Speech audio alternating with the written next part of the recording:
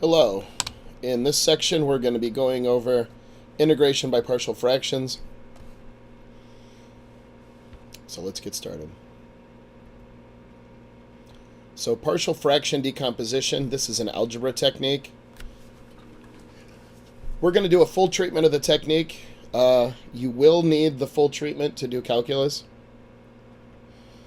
And basically, we take a rational function, which is a ratio of polynomials, and we decompose it into simpler fractions called partial fractions. And breaking down the rational function into partial fractions is called partial fraction decomposition.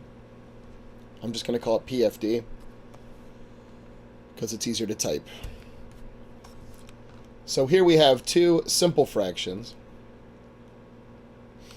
And if we subtract one from the other, we would need to obtain a common denominator, which we would simplify like this after we do all the algebra. Well, in calculus, you might be given an integral that looks like this, and you might try some different techniques. You might try use substitution or something like that. It might work, or maybe it doesn't work. But if we know that this expression is the same as this, so this expression and this one have the exact same graph,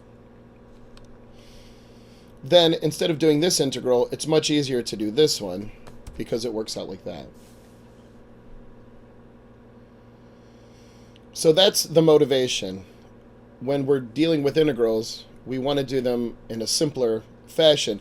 So it's a lot more algebra in the beginning, but it'll save us a lot of time. So just to get some terms defined here, a rational function, we're going to call it f in this section in the notes. P is the numerator, Q is the denominator. They both have to be polynomials. And it turns out that we will be able to simplify the expression as partial fractions if the degree of the numerator, P, is less than the degree of the denominator. So if we can write P of x as a polynomial like this, then the highest power of x is the degree. So the idea is that you're always writing rational functions and polynomials so that the highest power is on the left side. You could write it on the right side too, it doesn't make any difference, but you want to make sure that you can identify the highest power. So if the degree of our numerator is greater than or equal to the degree of the denominator, then we must do polynomial long division or synthetic division until we obtain a remainder, r of x, such that the degree of r is less than the degree of q. And so we're going to end up with a result that looks like this. Now, you don't always need to do polynomial long division, but if the degree here is greater than or equal, then you do have to do it.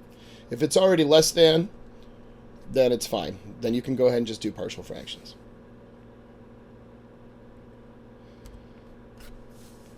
So in the notes, I'm going to use polynomial long division to do the division problems. If you already know how to do synthetic division, you're allowed to use that.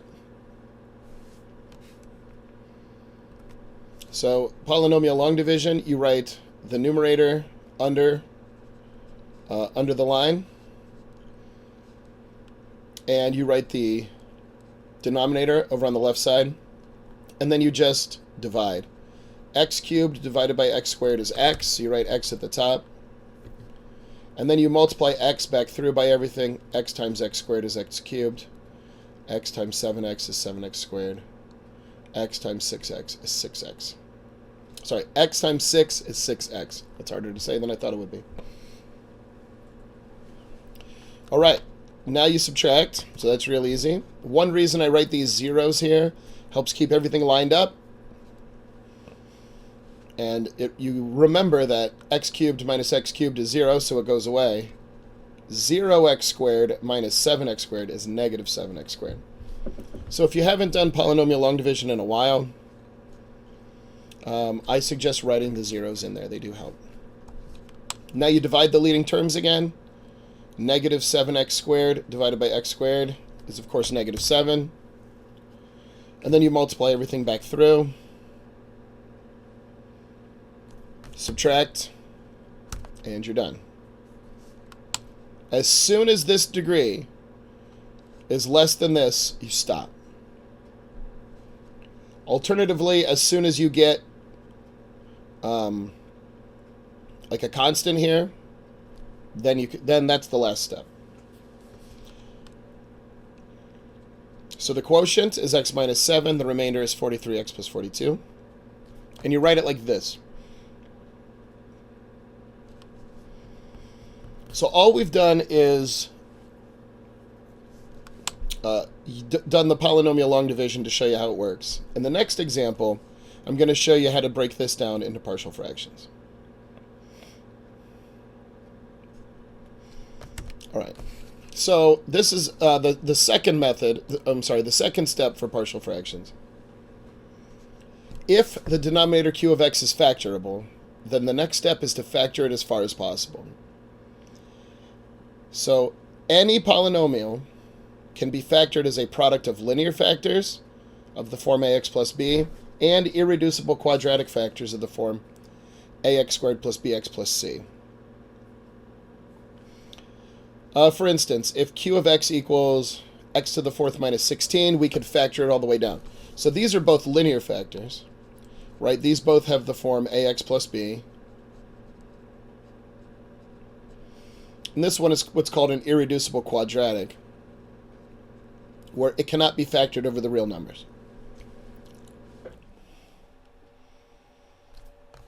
And you learned in college algebra or algebra 2 why this is true.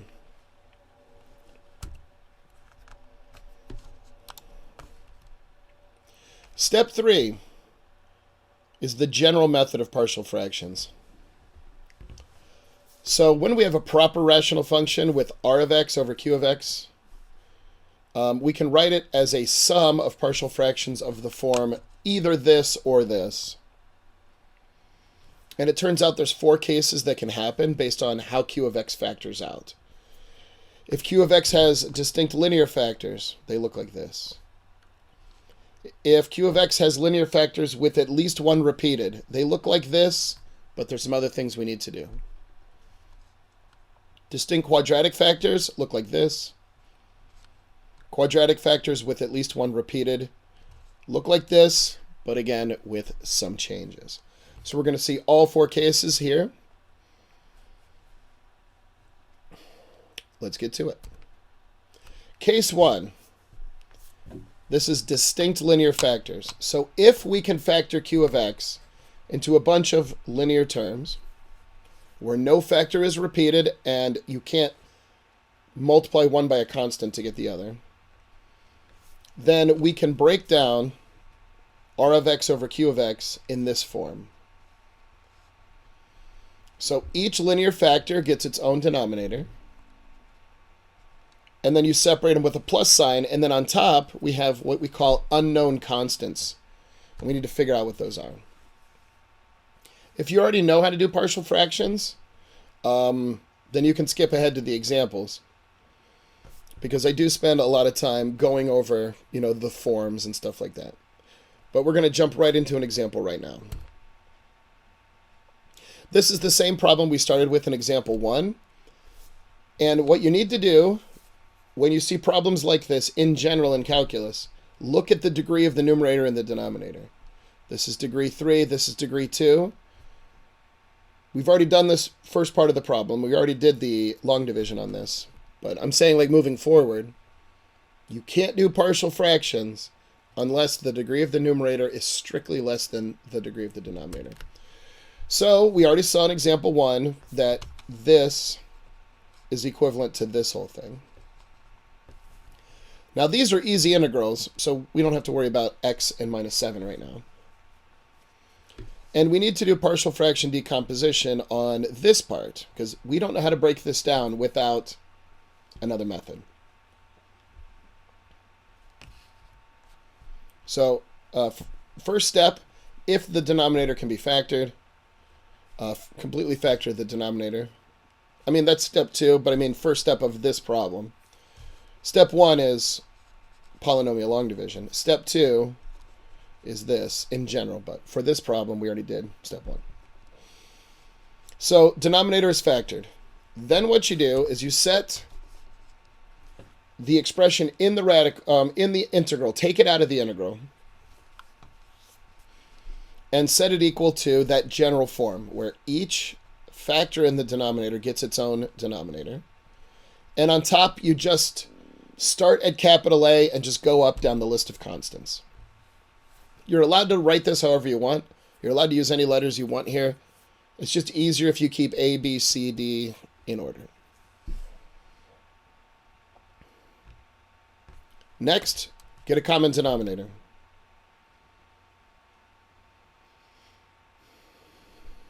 Then simplify, right? A times x is ax. A times 6 is 6a plus bx plus b. Now from here, we're going to use a rule in algebra that says if two quantities have the same denominator and both expressions are equal, then they also have to have the same numerator. So what we're really going to do is set the numerators equal to each other. When we do this, what we're actually going to do is we're going to notice that some of these have x's in them. So anything with an x on the left has to match up with an x on the right, and we put an equal sign. So the denominators are equal, the overall expressions are equal, so the numerators must be equal. Any term on the left side numerator with an x must match up with terms on the right side with an x. Constants on the left side match up with constants on the right. And those equal signs stay equal. So 43x has to be ax plus b. Sorry, ax plus bx, right? So we're just separating the terms that have to be equal. Now we do the same thing with these constants. 42, 6a, and b.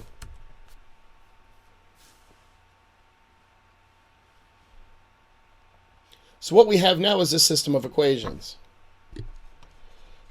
And we can actually simplify this. We can divide this first thing by x. We can just divide through by x.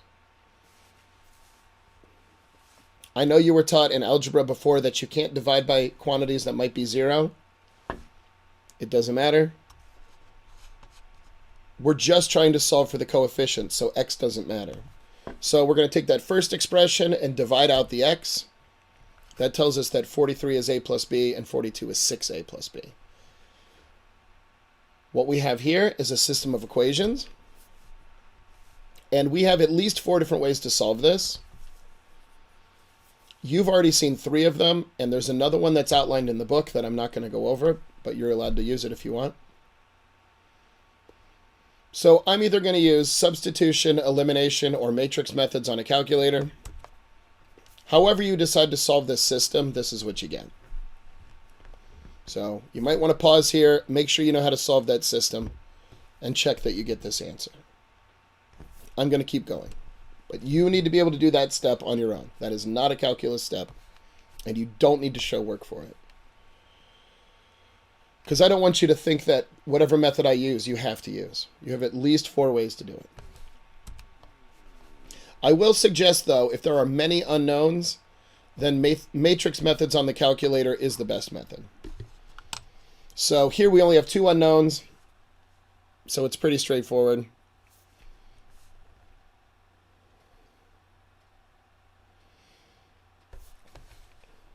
But matrix methods are the fastest. So this is what we were trying to solve. And now we have values for a and b, right? We just got these values for a and b. So you just plug them in. Those are constants, so you're going to want to pull them to the front when we do the integral. So anytime we see this expression, we can replace it here. We're trying to find this whole integral. So the x minus 7 stays the same, and then we replace this with whatever we got. And again, start pulling those constants to the front. And we know what this is, right? This is 1/2 x squared minus 7x minus 1/5 ln of the absolute value of x plus 1, 216 over 5 ln of x plus 6 plus c. So let me point out one small thing that may become an issue.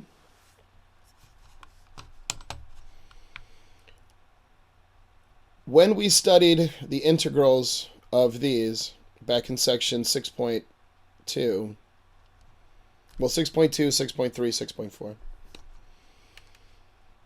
these are technically u substitutions, but because they're linear, when you do the du and you get dx, the constants go away. So you don't have to show the u substitution work for this, right? There was a rule back in those sections. If you forgot it, go back and find it. You're going to save yourself a lot of work by being able to do some of these integrals in your head, and this is one you should be able to do. Alrighty, let's keep going. So that was case 1. Case 2, if q of x has repeated linear factors. So let's say the first factor is repeated r times, so that that expression appears in the factorization of q. So you might have a factor repeated 3 times, so a1x plus b1 to the 3rd power would appear in the factorization. Each repeated factor needs to contain the following pattern on the right side. So the rule here is the tops stay a, b, c, d, whatever. On the bottom, you start with 1 factor, then you do 2, so on and so forth, all the way up till you get to r.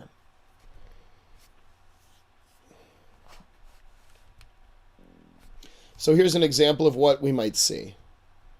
Here we have x repeated, so for a total of 2 x's. So looking at the pattern here, a1x plus b, a1 is just 0, b is 0. Sorry, a1 is 1, b is 0. So we just write a over x plus b over x squared. So you start at the lowest power and keep adding powers till you get to whatever shows. Here we have an x minus 1 to the 3rd, so you start at x minus 1, put another one for x minus 1 squared, and another one for x minus 1 cubed.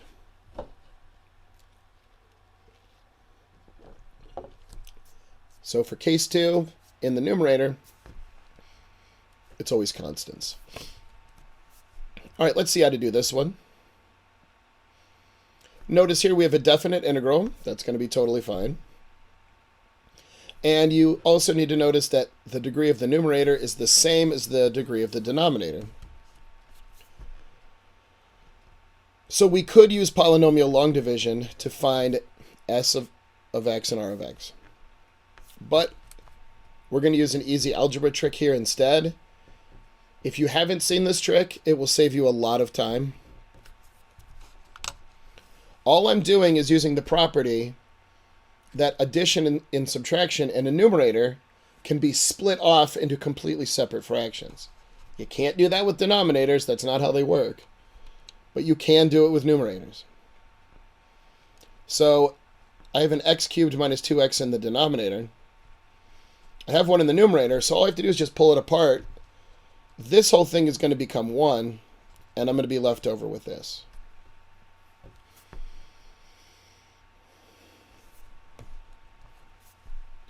Then what I'm going to do, so I simplified this to 1, I'm going to make this plus a negative. The reason I'm doing this, I could leave it like this, but I know that this thing's going to factor into at least 3 different things in the denominator. I'd much rather add all of those things than subtract all of those things. Because what ends up happening is you get a lot of negatives. And if you have a negative inside a negative inside a negative, it's hard to keep track of what's what. So write it as plus a negative. And then anything that happens, the sign doesn't change. Because you might forget to subtract here if you do it this way. All right, so we just set -4. Notice we have a repeated x term here, but we have just a single linear term for x minus 2. So it's a over x to the first plus b over x to the second. So we're done with x plus c over x minus 2. Next step, common denominators. So one interesting thing to note is that x and x squared we already know what that common denominator is. So I only need to multiply this by x times x minus 2, but this only by x minus 2. You're not multiplying all the denominators together, you're getting a common denominator. So it simplifies like this. Again, I want you to note that I'm putting zeros in here. You will see why when we start matching stuff up. You don't have to do it, but if you don't do it and you mess it up, you're going to wish you did it, so you might as well do it. So here it's just minus 4, but I have ax squared over here, I have cx squared over here. I need that to be equal to something, right? It can't just be equal to empty set. So just write 0x squared. Then we're going to match up the numerators on both sides. So 0x squared is ax squared plus cx squared. 0x is negative 2ax minus 2b. Oh, sorry, plus bx. Negative 2ax plus bx.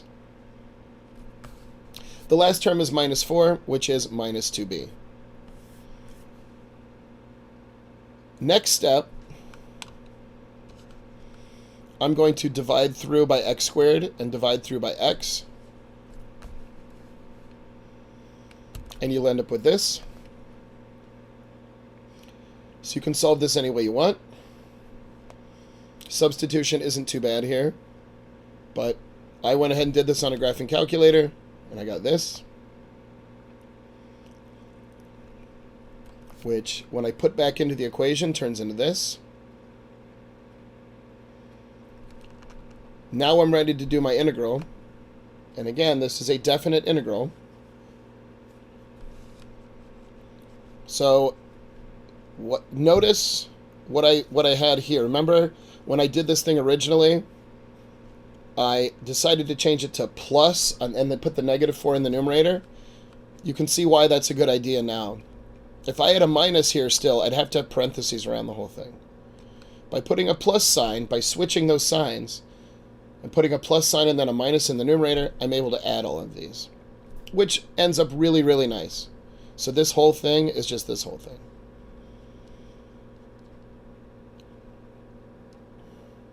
And not a difficult integral.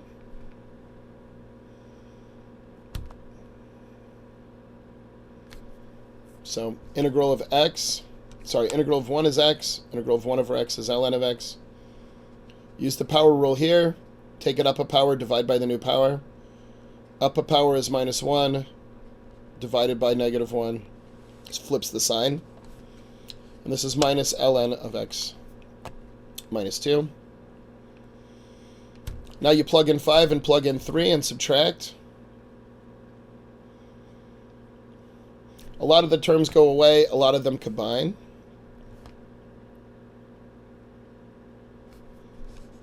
And one thing I want to point out that I did here, so ln of 1 is 0, that goes away. The 5 minus 2/5 plus 2/3 becomes 34/15. ln of 5 stays the same. We have a minus ln3 and a minus ln3, which becomes minus 2 ln3. But you want to use properties of logarithms to keep simplifying. Bring the 2 inside, so you get minus ln of 3 squared. 3 squared is 9. ln of 5 minus ln of 9 is ln of 5/9. So this is the simplest form. And if you want to check your answer on a calculator when you get to this step, just type that into your calculator and do the definite integral. And if you get this number, then you at that stage you can check that your work is correct.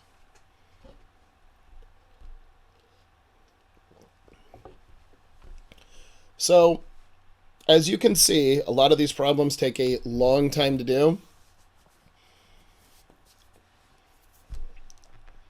So you have to be very organized and take your time and check your work. All right, we're going to introduce 2 new concepts before we do the next example. So if Q of x contains distinct factors of the form ax squared plus bx plus c, then the quotient, Rx over Qx, will contain a term that looks like this. So this is a little different than what we saw. Because we have an ax squared, we need an ax in the numerator, and a bx gets a b. So here's an example. Here we have 3 different distinct terms. 2 of them are irreducible quadratics. So the linear term looks the same as what we did in the first 2 examples.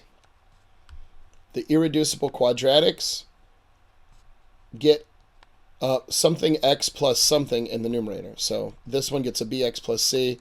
This one gets a dx plus e. This is an easy rule to forget. So make sure before you do problems that look a certain way that you're checking back and looking at this. All right. Now we have to talk about completing the square. We talked about this in the last section, but this is a little bit different. If Q of x contains an irreducible factor of the form ax squared plus bx plus c, then we will need to use u substitution or completing the square or both to evaluate an integral with that term. So just having an irreducible quadratic doesn't mean that we know how to do the problem. I mean, you might luck out and it's just like a nice arctan or something, but we don't know what it's going to be. Once the denominator term has been replaced with its completing the square equivalent, then the appropriate substitution can be made. So what we're going to do is we're going to look at a problem here where it doesn't work out real nice. We do have to use a substitution, and we have to do completing the square. So here is the formula for completing the square. Here's how it works. You don't have to memorize this, but I want to show you what happens when you complete the square. If you want to use this as a formula and you want to memorize it, by all means. But I will not be showing work for completing the square in these notes. So if you just want to plug in the numbers, so what we're going to see in a little bit is we're going to have A is 1, B is -1, C is 1. You can just plug it right in there, and you're done. And you'll get like a version that is already had completing the square done to it.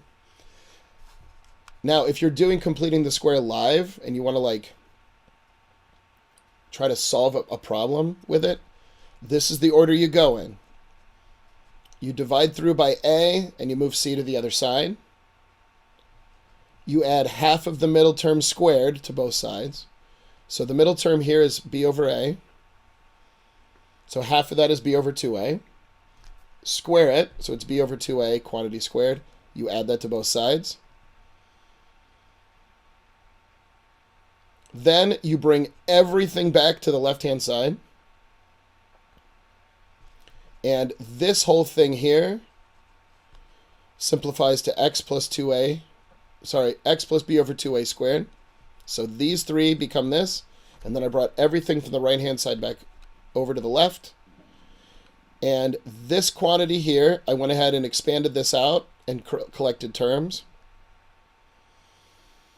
So basically, this is the proof of the quadratic formula, but we stop before we solve for x. All right, you guys might recognize this as being like almost the entire quadratic formula. But you will need to be able to complete the square in this class. In the previous section, 7.3, and in this section. Now we're ready for example 4. Example 4 is the nicest looking problem that has so many parts. And it's going to bring together everything we've studied so far, even some of the stuff from chapter 6, as you're going to see.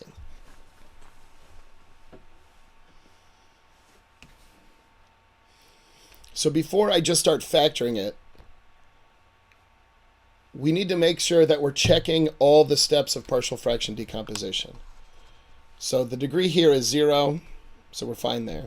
So this numerator is smaller than this denominator in terms of degree, so we're fine.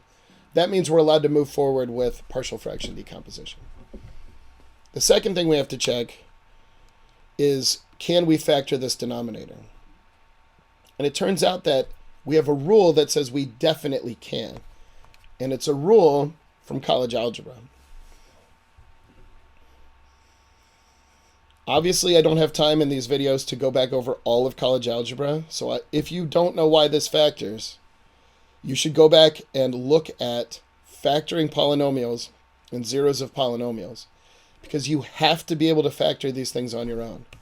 I know that it factors because it's an odd degree polynomial. Think about what that means. And we have a rule in college algebra that says anything degree 3 or higher is either irreducible or it can be factored into irreducible quadratic factors. Now this is an odd degree polynomial, so it must factor.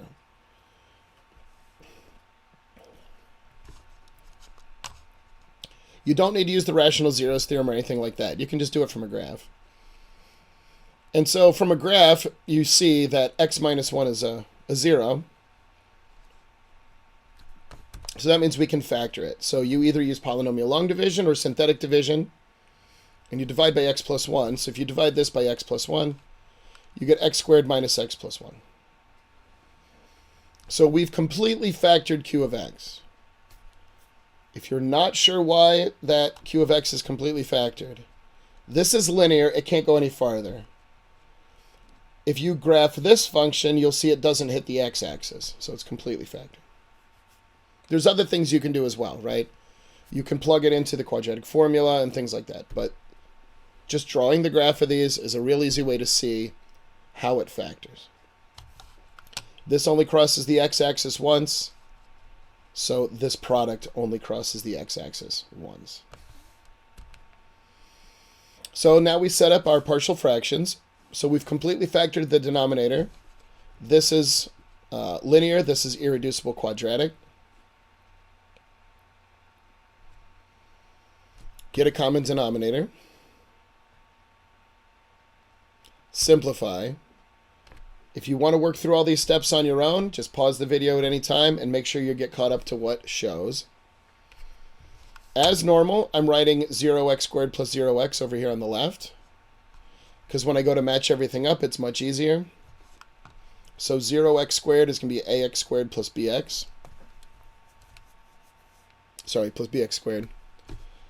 0x is going to be minus ax plus bx plus cx. And the last number we have is 1, is just a plus c, right? 1 is a plus c.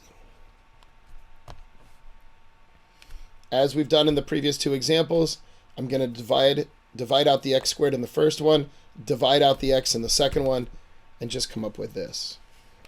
So here we have 3 unknowns.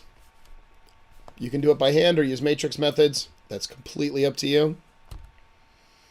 After you solve the system, you get a equals 1/3, b equals minus 1/3, c equals 2/3. We plug these back into the formula for the partial fractions that we came up with. You end up with this. I'm going to simplify it a little bit before we advance on. So here's what I did. I want these constants to come to the front. So this 1/3 I pulled to the front. Here I factored out a 1/3. So negative 1/3 x divided by 1/3 is negative x. 2/3 divided by 1/3 is 2. So I did that just so that these integrals would look a little nicer. You don't want to mess around with fractions inside these integrals. Pull those out until everything's nice in whole numbers. All right. So here's our expression, right? This is the same expression from the previous slide. Let's talk about how to do these integrals. Well, this one is really easy. We already know how to do this integral. So I'm just going to leave that alone for now. This one looks like it's a u substitution. We know we can't do partial fractions again because this is irreducible down here. U substitution is the only other option that we have. And what we see when we try to cook up a u substitution, set u equal to the whole denominator, find the differentials, and then look up here and see what we have in the numerator. We have a minus x, so you want this to be a minus x. So what I did is I divided this, or I divided both sides by -2 to get this 2x to look like a minus x, like I have here. But it did something strange. I ended up with this 1/2 dx instead of a 2 dx. In order to make this u substitution work, this numerator has to look like this. You're not allowed to like mix dx's and du's on the other side. You can't bring those over. Everything u has to stay on the left, everything x has to stay on the right. So what we're going to do is a trick. Another trick, because this class is just a bunch of tricks, right? What we're going to do is we're going to split this numerator in the integrand into two parts. One of the parts is going to look like this. So if we take this and subtract this, we get 3/2 left over, and that's what happens. So what was 2 integrals has now turned into 3. There is nothing we can do about this. This is the only way to do this problem. So again, we know this is an easy integral. This one is going to be a u substitution because now this numerator completely matches -1/2 du. So this is going to end up being 1 over u times -1/2 du. So this whole thing will replace real nice. We don't know what's going to happen over here. Let's find out. Oh, so I just went ahead and simplified all the expressions on the previous page. Remember, don't simplify this middle one. We need this to look like this for the u substitution. This one I just cleaned up all the fractions, and this one I left alone because we know what to do. Next up, so we know how to do this one, we know how to do this one, we don't know how to do this one. So I'm going to complete the square in this denominator.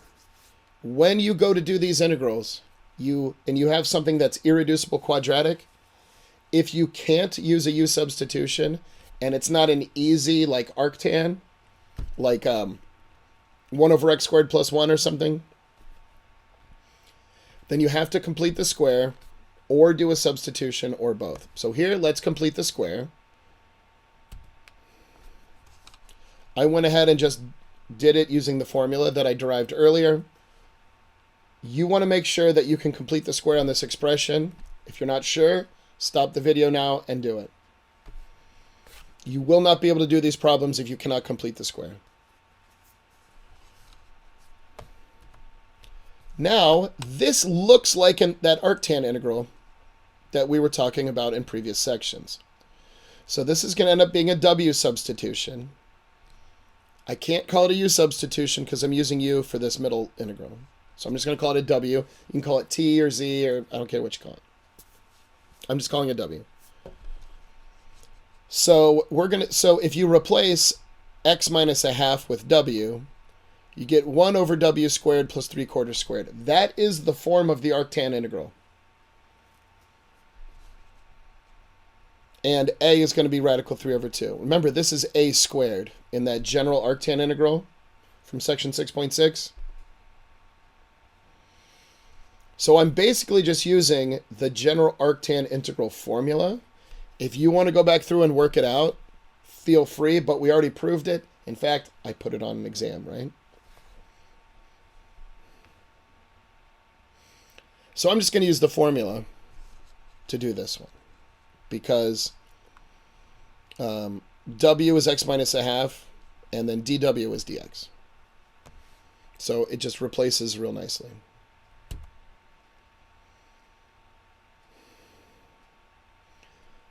So here we go.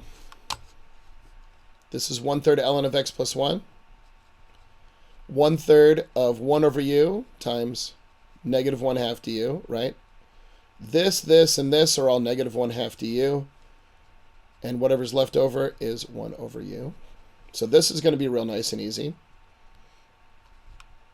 Here, w is x minus 1/2. So when we do the integral, we're still in w. The general arctan integral form says it's 1 over a arctan, whatever your variable is. In this case, it's w over a. And a is the square root of that. So we're going to plug w back in. We're going to plug the x minus 1/2 back in and simplify these constants. Nothing happens here. This minus 1/2 and 1/3 combine to a negative 1/6. Here, 1 over radical 3 over 2 is 2 over radical 3. That's just dividing by a fraction flips it. Here, same thing. W becomes x minus 1/2 because that's the substitution I did. Over radical 3 over 2, so that becomes 2 over radical 3. And I said plus k because I used c earlier in the partial fractions. So I just called it k. Simplify as much as you can. This stays. When we did the u substitution, u was the denominator, x squared minus x plus 1, so there it is.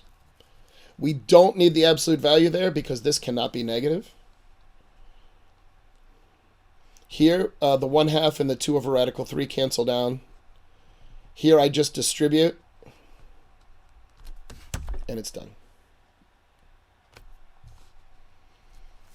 So I would highly recommend that you try this problem again very soon and make sure you can do every step on your own. If you need to show more intermediate steps, fine.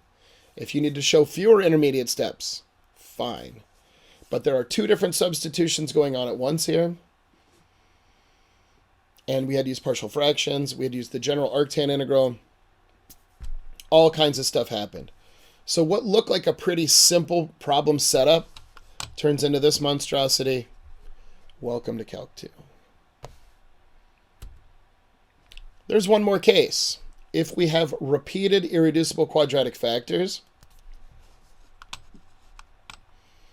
of this form, then Rx over Qx contains terms of this form. So it's the same thing I had in case 2. The numerators stay the same, right? It's just like ax plus b, cx plus d, blah, blah, blah, blah, blah. You start with the irreducible factor. Then you do that factor squared to the third all the way up to r, however high r happens to go. And then each of these terms can be integrated using substitution or by first completing the square if necessary. So they almost all need substitution, and some of them also need completing the square.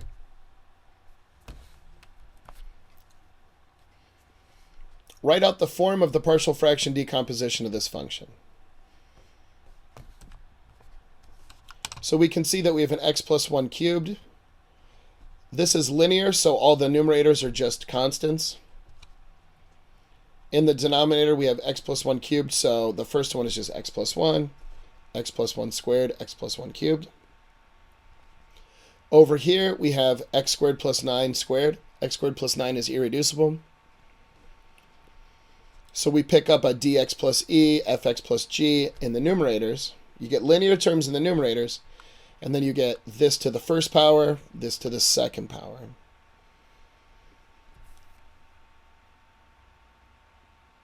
So what happens is when you have irreducible quadratics, the general arctan integral is really helpful. Substitution and then a general arctan integral is really helpful. Completing the square, then substitution is also very helpful. And that's the answer. So we're not done yet. I know this is already the longest section you've ever seen. But the problems take a long time to do. There's really nothing I can do about that. One more thing you can do. It's called rationalizing substitutions. Some non-rational functions can be changed into rational functions by means of appropriate substitutions. So if the integrand contains the expression nth root of g of x is a function. then the substitution u equals nth root of g of x may be effective. So I'm going to show you a fairly easy version of this. These do get harder. So let me show you what this looks like when you have a relatively easy one. So here, we just have a fifth root of x. But the trick here is that it's x minus the fifth root of x. So we have to do a substitution, somehow turn that into a product, and then do the integral on the product. So I write the fifth root as x to the 1/5, because the calculus wants roots written like exponents. So this is a u substitution. I'm going to write u equals x to the 1/5. Then what I'm going to do, I'm going to take each side to the fifth power, right? So x to the 1/5 to the fifth power, you just multiply the exponents, you get x to the first. Here we get u goes to u to the fifth. So this is going to be u to the fifth, this is going to be u. But we need to know what dx is, so you just take the differential here. So this is just power rule, you get 5u to the fourth du. Over here you get dx. Plug everything in for your u substitution. So it's 1 over u to the fifth, right? X is u to the fifth, minus u, times 5u to the fourth du, which is our dx. So everything substitutes real nice. Pull the 5 to the front, kind of distribute everything else in, and then I factor out a u. So this u to the fifth minus u, I factored this u out. And the reason I did it is because I needed to cancel. One of these u's cancels with this one, so this drops to u cubed, and this one goes away. So this whole thing is this. Now what we do, and you might notice this, is now we have a nice w substitution. Again, can't use u substitution, we already used it, so just need a different letter. And u cubed is very close to the denominator, u to the fourth. It's just the derivative, or it's a variation on the derivative. So if w is u to the fourth minus 1, dw is 4u cubed du. But I don't have 4u cubed du, so I need to divide both sides by 4. So it's going to be 1 over w, u cubed du is going to be 1/4 w, so just replace everything. The 1/4 comes to the front, so we're at 5/4. 1 over w dw, that's just the natural log of w, which is the natural log of u to the fourth minus 1. Again, we need the absolute value here because this can be negative. We have 5/4 natural log of u to the fourth minus 1. Now I plug x to the 1/5 back in, and I get 5/4 times the natural log of x to the 4/5 minus 1 plus c, and you're done. And if you check your answer, you will see that it actually works out real nice. So this is another, any problem that looks like this has it, like every problem has its own trick. This is just one example out of many. Alrighty, well, I know it was a really long section, but let me know if you have any questions. Study hard, go back through these examples before you try the homework, and I will see you next video. Bye-bye.